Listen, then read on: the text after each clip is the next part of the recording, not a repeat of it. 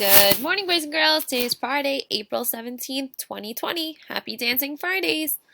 Be sure to complete the attendance assignment in the portfolio section under attendance. Today for reading and writing, you're going to have another read aloud as well as a virtual tour to the White House.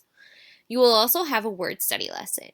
Don't forget to complete your social studies, PE, art, and music assignments. They are due today.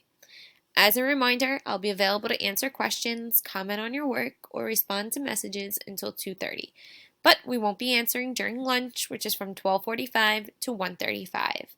Be sure to check your assignments after you submit them for comments and to see if I sent it back for a draft.